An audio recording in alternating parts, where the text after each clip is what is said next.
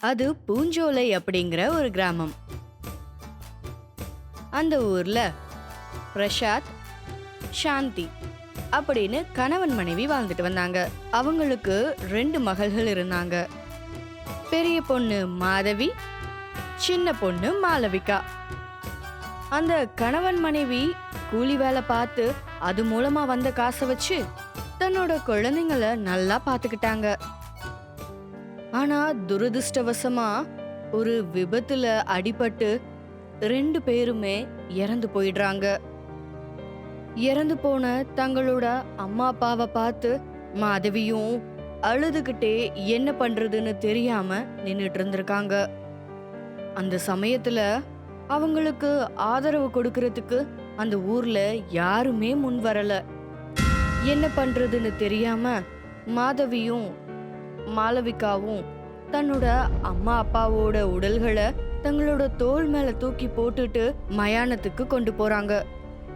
அப்போ மாளவிகா இப்படி சொல்லிருக்கா, அக்கா, நம்ம அம்மா அப்பா உயிரோட இருந்தப்ப இந்த ஊர்க்காரங்களுக்கு ரொம்ப நல்லதெல்லாம் பண்ணிருக்காங்க. அதுக்கு அக்கா சொல்லிருக்கா, ஆமா தங்கச்சி, நிறைய நல்ல விஷயங்கள்லாம் பண்ணிருக்காங்க. அப்புறம் எதுக்காக அக்கா இன்னைக்கு நம்ம அம்மா அப்பா இறந்தப்ப நமக்கு உதவி பண்றதுக்கு யாருமே முன் வரவே இல்லை? தப்புமா தங்கச்சி, நம்ம ஒருத்தங்களுக்கு உதவி பண்ணா அவங்களும் நமக்கு மறுபடியும் உதவி பண்ணணும்னு நினைக்க கூடாது. அக்கா, இது ஒன்றும் உதவியெல்லாம் கிடையாதுக்கா. மனுஷங்களுக்கு கொஞ்சமாவது மனசுல மனசாட்சி இருக்கணும். அப்படி நல்ல மனசு இருந்ததுனால தானே ஊர்ல யாருக்காவது கஷ்டம் வந்துச்சுன்னா நம்ம அம்மா அப்பா அவங்களுக்கு உதவி பண்ணிருப்பாங்க. சொல்லுங்க. ஆமா தங்கச்சி, நம்ம அம்மா அப்பா நல்லது பண்ணாங்க, நான் அதை இல்லைன்னு சொல்லல. அதே மாதிரிதான் இந்த ஊர்ல இருக்கிறவங்களுக்கும் அந்த நல்ல மனசு இருக்கணும். ஆனா நம்ம ஊர்ல யாருக்குமே அந்த மாதிரியான மனசு இல்லை. அப்ப அந்த மாதிரி இருக்கிறவங்கள கண்டிப்பா சும்மா விடக்கூடாதுக்கா. நம்ம இவங்களை ஏதாவது செஞ்சே ஆகணும். இவங்களுக்கு கஷ்டம் வந்தப்ப எந்த மூஞ்ச வச்சுட்டு நம்ம வீட்டு கதவை தட்டினாங்க? நாம இப்ப கண்டிப்பா எதுவுமே பண்ணக்கூடாது தங்கச்சி.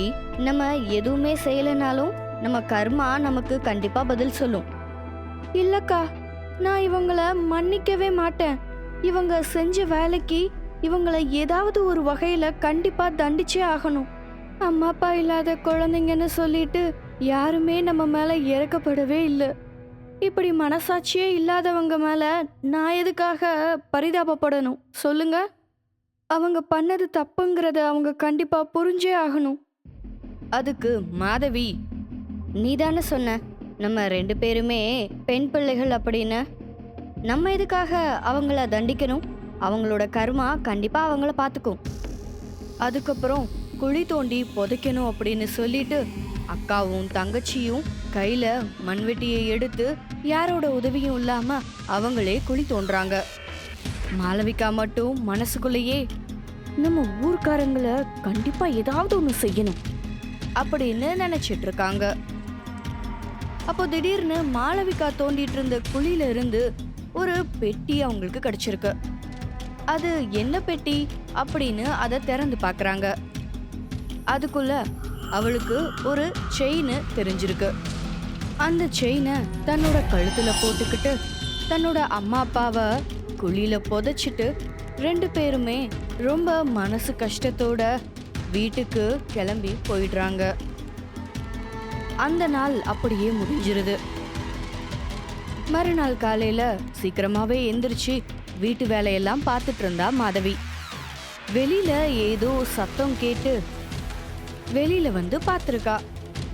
மக்கள் எல்லாம் ரொம்ப பயத்தோட அவங்க நிலத்தை நோக்கி போயிட்டு இருந்தாங்க. அந்த சத்தம் கேட்டு தூங்கிட்டு இருந்த மாளவிகா கூட எழுந்திருச்சு வெளியில வர்றா. நேத்து நம்ம அம்மா அப்பா இறந்தப்ப யாருமே நம்மளை கண்டுக்கவே இல்லை. நல்லா நின்னுக்கிட்டு வேடிக்கை பார்த்தாங்க. இப்போ நாமளும் அவங்க பின்னாடியே போய் அவங்க அங்க கஷ்டப்பட்டு அழுதுட்டு இருந்தா அத வேடிக்கை பார்ப்போம். நமக்கு அப்படி பண்ணாங்கன்றதுக்காக நாமளும் அவங்களுக்கு அதையே பண்ணக்கூடாது தங்கச்சி. நம்ம அம்மா அப்பா நம்மளை அந்த மாதிரி வளர்க்கல. எனக்கு அதெல்லாமே தெரியாது. அவங்களும் நம்மள மாதிரி மனுஷங்க தான். அவங்களுக்கும் மனசுங்கிறது இருக்கணும். இப்படியான மனுஷங்களுக்கு இப்படிதான் நடக்கணும்.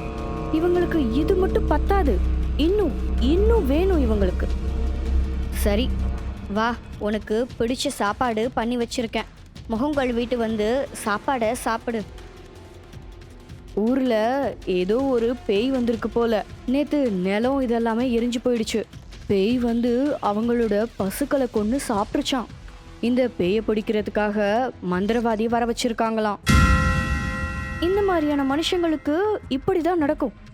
இவங்களுக்கு இது மட்டும் பத்தாது, இவங்க இன்னும் இன்னும் அழுகணும். இவங்களை பத்தி தெரிஞ்சா அந்த மந்திரவாதி கூட இவங்களுக்கு உதவியே பண்ண மாட்டேன்னு சொல்லிடுவாரு. அதுக்கு மறுநாள் ஊர்ல இருந்த பேய விரட்டுறதுக்காக மந்திரவாதி அந்த ஊருக்குள்ள வராரு. அப்போ மாதவி மந்திரவாதி கிட்ட தனியா போய் நடந்தது எல்லாத்தையும் மந்திரவாதி கிட்ட சொல்றா. மாதவி சொல்றது எல்லாத்தையும் கேட்டுட்டு அந்த மந்திரவாதி மாதவி கூட அவளோட வீட்டுக்கு போறாரு. அங்க இருந்த மாளவிகாவை பார்த்து ஏதோ தப்பு நடந்திருக்குங்கிறத தெரிஞ்சிட்டு, அந்த ஊர் மக்களை கஷ்டப்படுத்தின பேய் அவதாங்கிறத தெரிஞ்சிட்டு அவரோட மந்திர சக்தியை பயன்படுத்தி அந்த பேயை விரட்ட முயற்சி பண்றாரு. மாளவிகா பயங்கரமான பேயா மாறி நின்றுக்கா. மந்திரவாதி அவரோட மந்திர சக்தியை பயன்படுத்தி என்ன நடந்திருக்குங்கிறத தெரிஞ்சுக்கிட்டு இருந்திருக்காரு. மாளவிகாவுக்கு அந்த மயானத்துல இருந்து கிடைச்ச அந்த செயின் தான் இவ்ளோ பிரச்சனைக்கும் காரணமா இருந்து அவளை பேயா மாத்திருக்குங்கிறத கண்டுபிடிக்கிறாரு. அந்த மந்திரவாதி அவரோட சக்தியை பயன்படுத்தி அவளோட கழுத்துல இருந்த செயினை மறைய வைக்கிறாரு. அதுக்கப்புறம் மாளவிகா இயல்பு நிலைக்கு திரும்பி மயங்கி விழுந்துடுறா. அப்போ ஊர் மக்கள் எல்லாரும் மாளவிகா மேல கொலை வெறியோட வந்துட்டு இருந்தாங்க. அத பார்த்த அந்த மந்திரவாதி அவங்க கிட்ட நடந்ததை சொல்றாரு. இவங்களாலதான் எங்களோட பயிர் பசு இது எல்லாமே ஒண்ணும் இல்லாம போயிடுச்சு அப்படின்னு சொல்றாங்க. அதுக்கு மந்திரவாதி நடந்த எல்லாத்தையும் அவங்க கிட்ட விவரிக்கிறாரு. நீங்க கஷ்டத்துல இருந்தப்போ அவங்களோட அம்மா அப்பா அவங்களுக்கு நிறைய நல்லது பண்ணிருக்காங்க. அவங்க அம்மா அப்பா இறந்து போனதுக்கு அப்புறம் நீங்க ஒருத்தங்க கூட வந்து அவங்களுக்கு உதவி பண்ணல. அவங்கள நீங்க மனுஷங்களா கூட பார்க்கல. நீங்க மட்டும் அந்த அன்னைக்கு இவங்களுக்கு உதவி பண்ணிருந்தா உங்களுக்கு இவ்வளவு கஷ்டங்கள் வந்திருக்காது. மந்திரவாதி சொன்னதுல இருந்த உண்மையை புரிஞ்சுக்கிட்ட மக்கள் எல்லாரும் தங்களோட தப்ப உணர்ந்து அந்த குடும்பம் மட்டும் இல்லாம அந்த ஊர்ல யாருக்கு பிரச்சனை வந்தாலும் எல்லாரும் ஒருத்தருக்கு ஒருத்தர் கை கொடுத்து உதவி பண்ணிருக்காங்க.